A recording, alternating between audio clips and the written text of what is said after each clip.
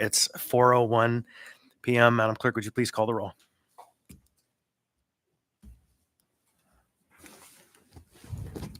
Member Myers, Here.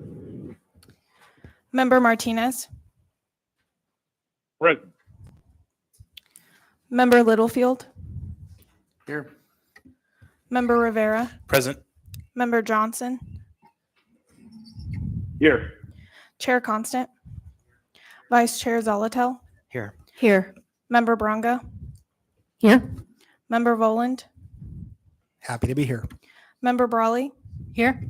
Member Salt, Here. Member Presverdia. Here. Chair, you have a quorum. Thank you. And Ms. Bronga, would you lead us in the pledge? I pledge allegiance to the flag of the United States of America and to the republic for which it stands, one nation, under God, indivisible, with liberty and justice for all. Thank you. Ms. Brawley, would you please read the land acknowledgement? Yes, Mr. Chair. A land acknowledgement is a formal statement recognizing the indigenous people of a place. It is a public gesture of appreciation for the past and present indigenous stewardship of the lands that we now occupy. It is an actionable statement that marks our collective movement toward decolonization and equity. The Anchorage Assembly would like to acknowledge that we gather today on the traditional lands of the Dena'ina Athabascans. For thousands of years, the Dena'ina have been and continue to be the stewards of this land. It is with gratefulness and respect that we recognize the contributions, innovations, and contemporary perspectives of the Upper Cook Inlet Dena'ina.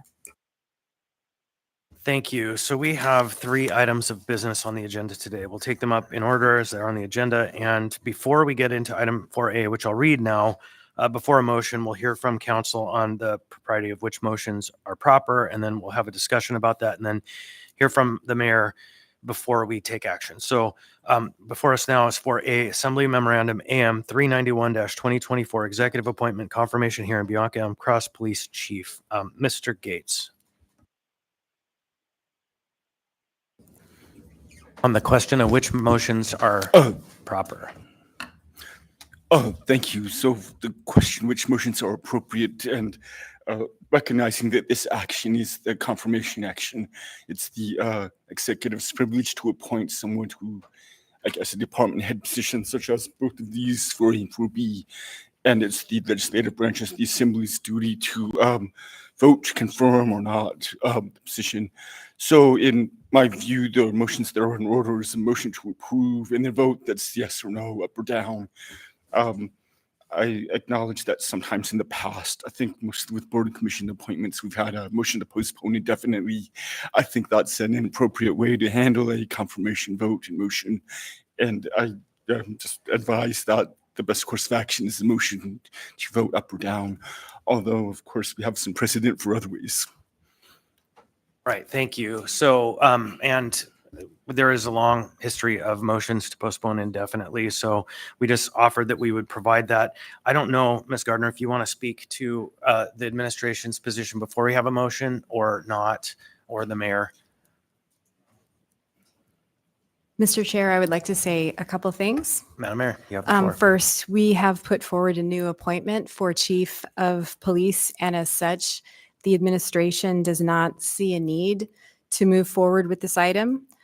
I thank Chief Cross for her service at APD, and it would be the administration's preference if it were possible for the assembly to not take action on this item.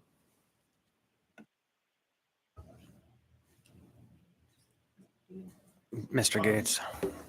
Well, I would add one thing to that, and we did have some conversations before today's meeting. Of course, one of the ideas was whether the mayor could withdraw this or withdraw the appointment of Chief Cross. And my advice was no. My advice is no, that's not possible as a legal matter, as a legal question. And the reason is we do have some case law about the appointment and confirmation process. It's basically a process that's ingrained in our system of government. It's part of the checks and balances between the executive and legislative branches. It's I guess, related to the separation of powers. But basically, we have case law from 1996 that has said once the mayor, or actually it was the governor in that case, has made an appointment and taken action to send it to the legislative branch, that's the end. The mayor or governor can't, the executive doesn't have the ability to reconsider that appointment. It's done, and it is now in the legislature, the legislative branches, I guess, hands the ball is in their court to do the confirmation action. And so it's not a matter of the mayor can withdraw that AM or withdraw that appointment, whether it's former Mayor Bronson doing so or the incoming Mayor LaFrance. And so that's the legal perspective I have based on I precedent. have a question for you, Dean. Historically, with items that come before the assembly, if no motion has been made, no second, then items have often been allowed to die for a lack of action. And so what's different between this and every other item that we have just moved on from and allowed to fall away because no action was taken? Well, I don't think so. One reason is we also have a recent case, was Dunleavy versus Alaska Legal Legislative Council. It basically, the state had a statute that said if the Alaska legislature doesn't act on a confirmation vote after some period of time or during session, then it equals a rejection of the appointment. And the Alaska Supreme Court said, no, that's an unconstitutional position in statute. So rejection by inaction isn't really an acceptable means. All right.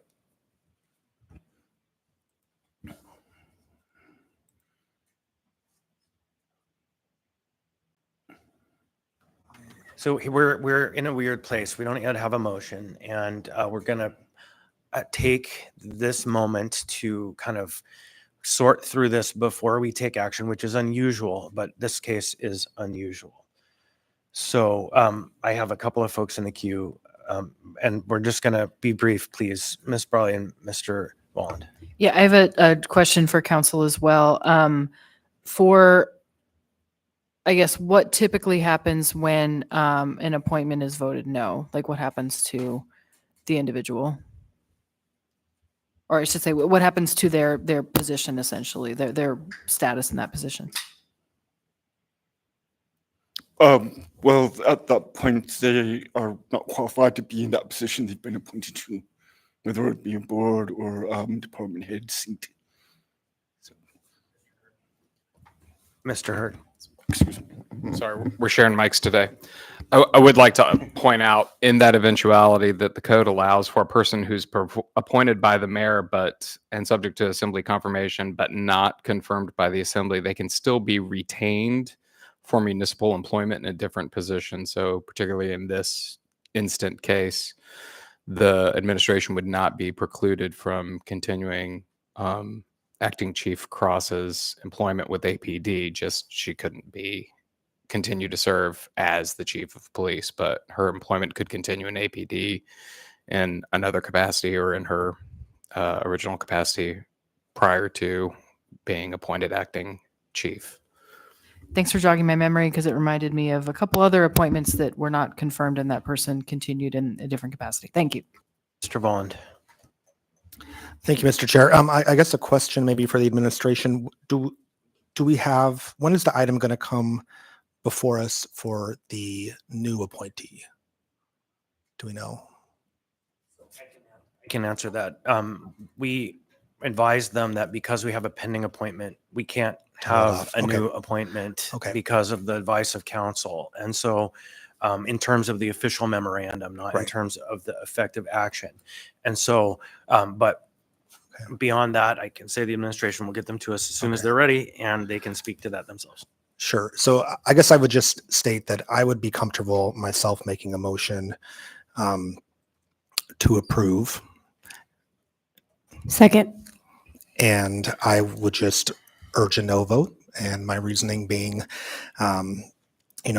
no criticism of Chief Cross, but just I would like the new mayor to be able to bring forward her appointee.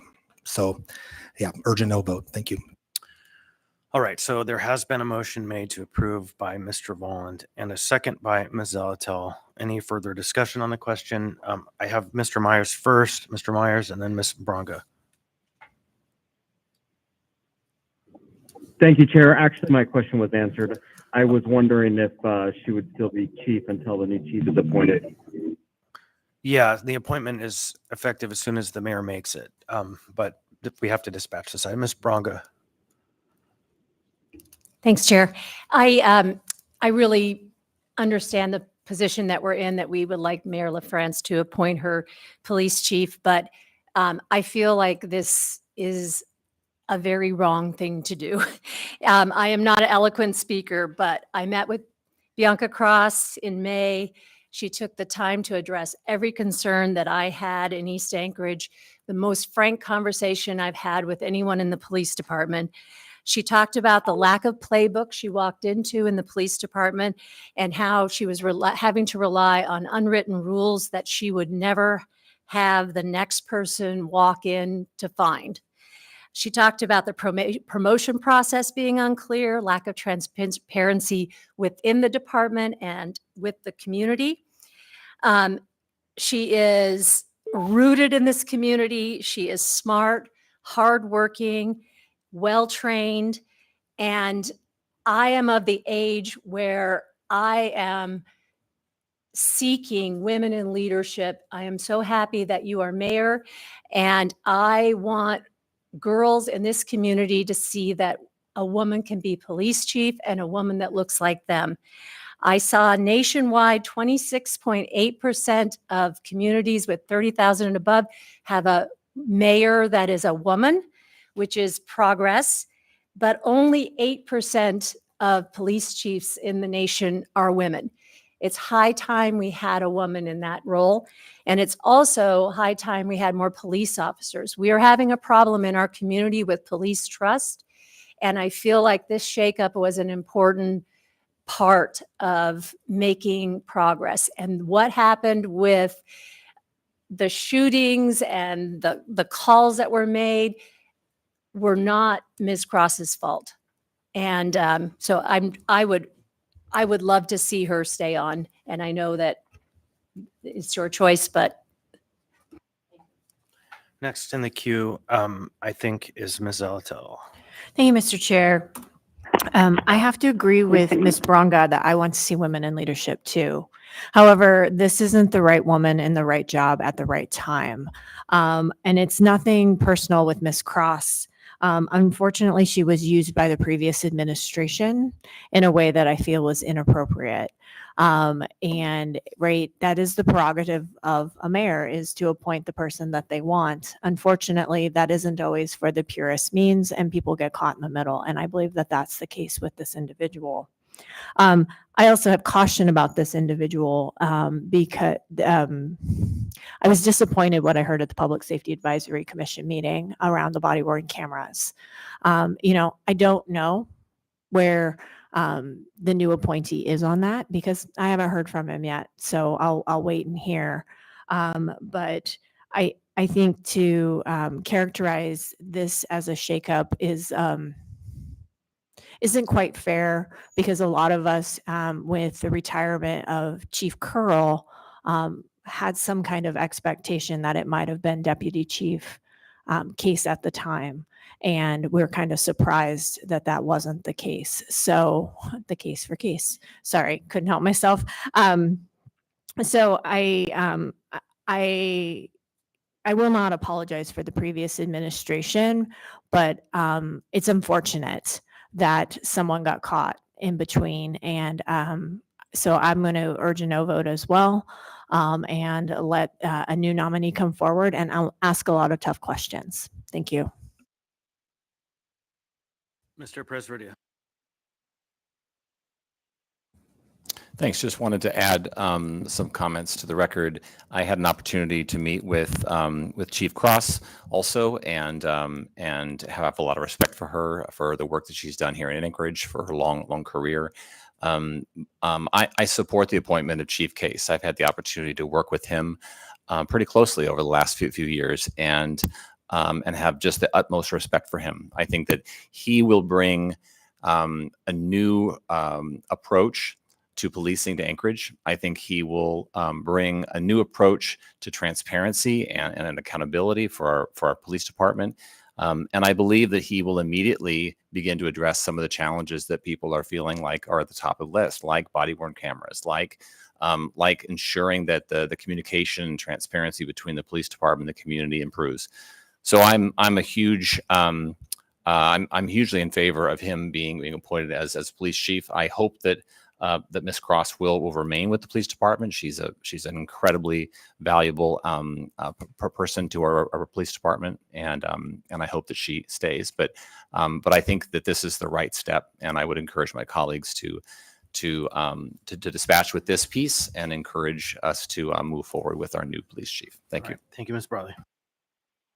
Thank you. Just briefly reflecting back to one of our prior police chief transitions, because I think it's instructive. And of course, I was not on this body when that happened, so I'm not speaking from direct experience. But what I remember is that we had an acting, essentially interim mayor who, during an election, and there was an opportunity to change, or there was a necessity, I can't remember why it happened, but there was a change in leadership at APD. And the choice of the acting mayor at the time was to appoint an acting chief and to not make the final decision to say, yes, this person is to be moved forward as confirmed, right? Knowing that there may be a leadership change and just knowing that it was in flux. And so, I think there's wisdom in that when there is a transition, regardless of what may happen at the end of a result of an election, right? That you just know that there's, as we've seen now, there's things in flux. And so in that particular instance, the decision was made by the new mayor at the time to retain the same person. But the bottom line is it was their prerogative to choose the same person or to choose a different person. And that is just a very recent precedent that we had. So since we hadn't said that on the record yet, I wanted to point that out to say that ultimately it is the mayor's prerogative to choose someone. And then it, of course, is the assembly's prerogative, as we said before, to decide whether to confirm them. But just to set back to where we were a little over 3 years ago, that's what happened last time. And so I just wanted to put that on the record. Thank you. Thank you. Mr. Salt. Thank you, Chair. So I'm a bit torn on this one. I've met with Chief Cross. I liked her for a lot of reasons. I'm concerned about Officer Case based on feedback from APD employees. I have not sat down with Mr. Case to discuss through these concerns. And at the same time, while I like Chief Cross, I also believe, Mayor LaFrance should have the team she wants. One of the objections I had with some of our confirmations last time, or lack of confirmation, is if that's the team she wants, then maybe she should have that team versus us dabbling and interfering in it. Thank you. I don't see anyone else in the queue. I'll just add briefly as we move to the vote that the former mayor expressed that his whole mission was to be oppositional to the process in the assembly. And this act, in some ways, in my opinion, was, as some have said, using an individual to thumb their nose at the next administration and the process going forward. And I think that while the mayor had a right to submit the memorandum, he really didn't, in the spirit of it, have a right to do this. And so this is the first of many ways we will be responsible for cleaning up the messes left behind. That's my take on all of this. It has zero reflection on the nominee. It has every reflection on the nominator at this time. So with that, I see no one else in the queue. Just clarification on the motion, please. The motion is to approve, and a yes vote would confirm, and a no vote would not confirm. So with that, Madam Clerk, would you please call the roll? Member Perez Verdia, No. Member Salt,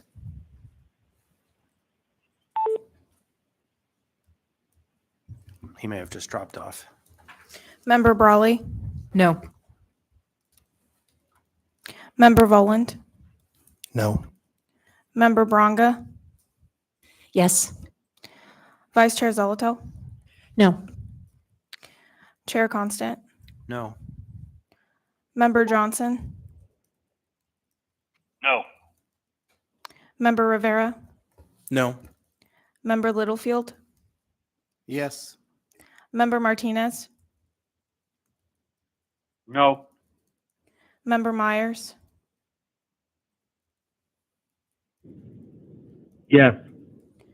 that fails 8-3. On a vote of 3-8, AM 391-2024 has failed to pass the body.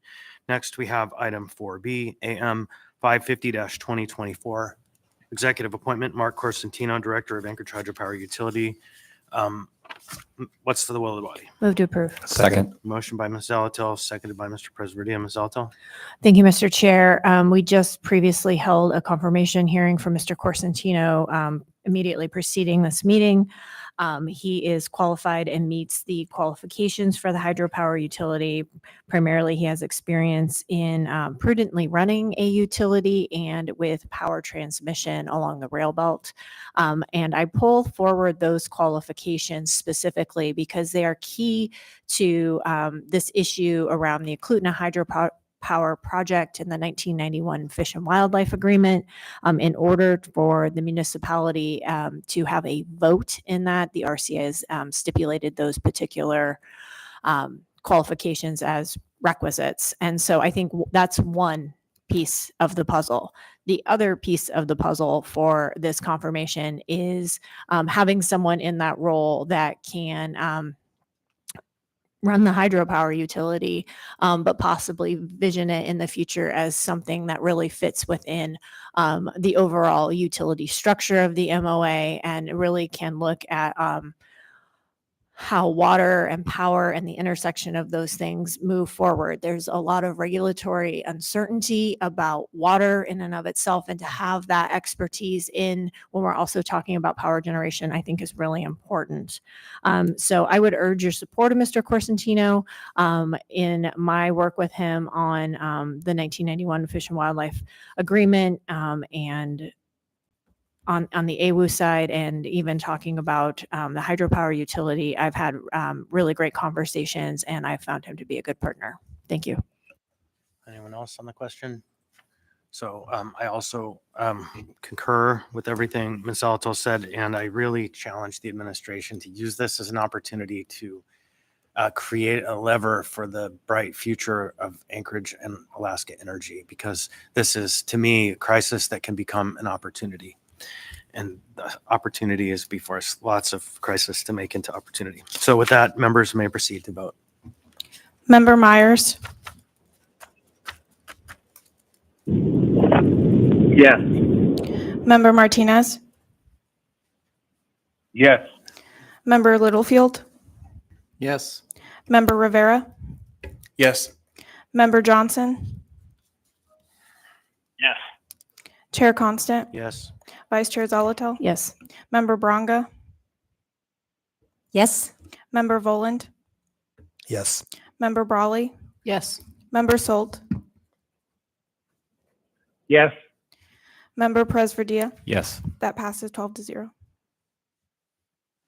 On a vote of 12-0, AM 550-2024, executive appointment, Mark Corsentino has passed the body. I'd like to ask for a motion to extend the meeting by 5 minutes. So moved. Second. Motion to extend by Ms. Zalatil, seconded by Mr. Vaughn. I'd like to ask for unanimous consent. Any objection?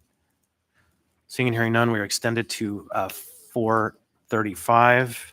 Next, we have item 4C, AM 450-2024, recommendation of award for proprietary contract with Chugach Electric Association for the Municipality of Anchorage, Port of Alaska for the microgrid battery energy storage system BESS project, $3,600,000, postponed from 5/21/2024 with no motion pending. Move to approve. Second. Moved by Ms. Zalatil, seconded by Mr. Bond. Ms. Zalatil? Thank you. So I want to thank the Port of Alaska for coming and giving us a pretty detailed presentation on this project. Right now, the unfortunate circumstances is that anything with Chugach Electric is getting additional scrutiny. And they did a good job of really going through all of our questions and our concerns, especially since it's a sole source contract. I really appreciated the revised documents as well.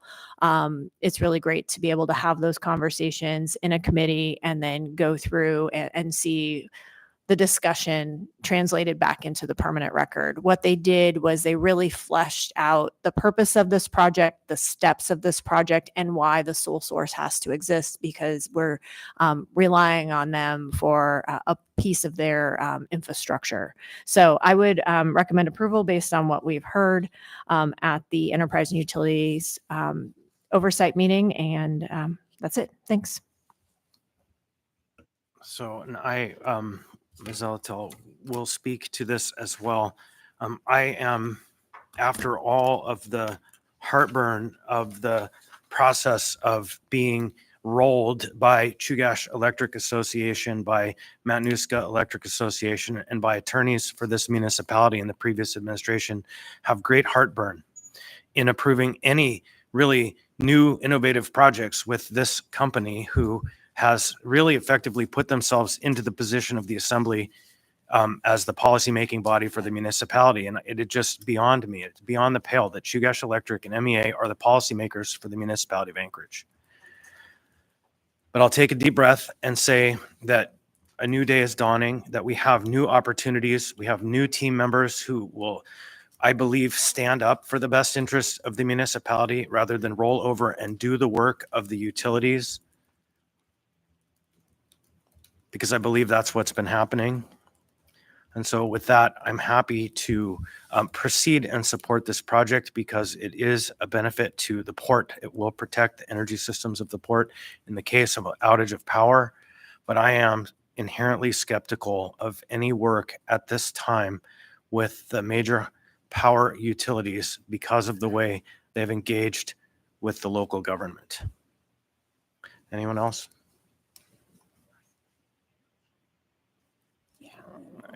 Go ahead, Ms. Zolotel. Thank you. And thanks to the clerk for the reminder. We're moving the A version. All right. So, and the A version corrects some elements such as who approves this because it's from a new administration. Also, I would note on behalf of the assembly, I apologize to the administration. This item was supposed to be on the previous agenda for our last meeting, I think June 11th or 2 meetings ago, and somehow it got dropped. And for that was our error. And that's why that got added to this agenda at this time. So if there's anything further, members, may proceed to vote. Member Presverdia,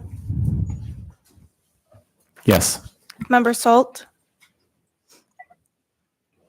Yes. Member Brawley, Yes. Member Voland, Yes. Member Bronga, Yes. Vice Chair Zolotel, Yes. Chair Constant, Yes. Member Johnson, Yes. Member Rivera, Yes. Member Littlefield, Yes. Member Martinez, Yes. Member Myers is no longer on the line. Yeah, he's excused. That passes 11-0. On a vote of 11-0, AM 450-2024 has passed the body. That moves us to audience participation. If you want to speak now, it's your time. Come forward. We'll find a microphone for you. Can we put forward one? Oh, thank you, Mr. Hurt. We'll have to set up a new table for audience participation. The room's getting full again. I would note just before we move in that it is a breath of fresh air to have full participation in this meeting. Welcome. Please state your name, what part of town you're from. You'll have 3 minutes. Hello, I'm Miss Sophia O'Neill. I'm from Eagle River. Sometimes a leader or leaders are so focused on the goal, they forget their workers' needs. Sometimes leaders, because they are human, will immediately trust advisors to give them the information they need to make important decisions. Sometimes liaisons get it wrong in the course of relaying information. So who do we blame? A trusted relayer of information or the deliverer in the chain of events? This leads me to this. There isn't a leader that has not been tested or faced with similar circumstances. It is just a matter of time. Chief Cross, her mettle was tested early on in a myriad of ways, including the OIS. So do we allow the transition of a mayor and politics of who Chief Cross' appointee is to be intertwined with the current events rather than rely on a record of repeated accomplishment that allowed Chief Cross to be appointed in the first place? Her advancement to chief happened due to her merit. The investigation that has unfolded during her appointment happens in the service of law enforcement. We, the people, are setting up a very ugly precedent if we allow Chief Cross's appointment to proceed differently than any that preceded her in the law enforcement profession, period. Chief Cross has merit and abilities that align with the position, and new and unique qualities and learned perspectives that will add depth and possibilities to the position. I'm sure many would agree we have in this state, this country, exclusionary factors that spurn unsubstantiated stances perpetuated by positions of power and favor. I stand before you a voice that knows that I see, and I'm standing quite clearly before all, publicly unafraid. I know within my core what is right and wrong, and I'm giving a voice to the fact. Assemblymember Kevin Cross resigned over public abuse, and I exercise my democratic right will clearly state that the treatment of Chief Cross is nothing less than abhorrent too, and to follow through with her dismissal on the incorrect assertion of her abilities is nothing short of intentional defamation. Chief Cross is an accomplished person facing the difficulties of an appointed position that includes simply being appointed by a different mayor. Now, I've restated truths to be self-evident. I could not stand by and watch. I stand here not affiliated with any organization, government agency, public or private, and I leave you with this. During the times you do not speak up for the wrongs you see, one day there will be no one left to speak for thee. Thank you. Thank you. Anyone else wish to be heard? Anyone at all? Seeing, hearing none. Next is Assembly member comments. You have 1 minute. Anyone with a burning comment? Ms. Brawley. Happy 4th. All right. Yeah, with that, thank you. Thank you to everybody. Thank you, Ms. Cross, for your service. Thank you, Mayor LaFrance, for being here. Thank you to the new team that's coming in, and thank you those who are sticking around when we need you. And with that, members, we are adjourned for the holiday.